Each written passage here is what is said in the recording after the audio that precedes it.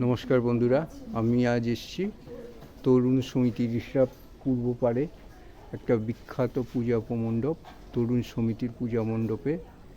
এখানে বহুদিনের 2-3 মাসের পাড়ার ছেলেদের কঠোর পরিশ্রম এবং উদ্যোক্তাদের কঠোর পরিশ্রমের ফল হিসেবে এই হাতের সাজসজ্জার প্রতিমা তৈরি হয়েছে।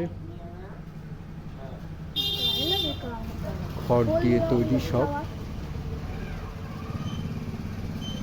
দেখো, খুব সুন্দর মাতৃ প্রতিমা।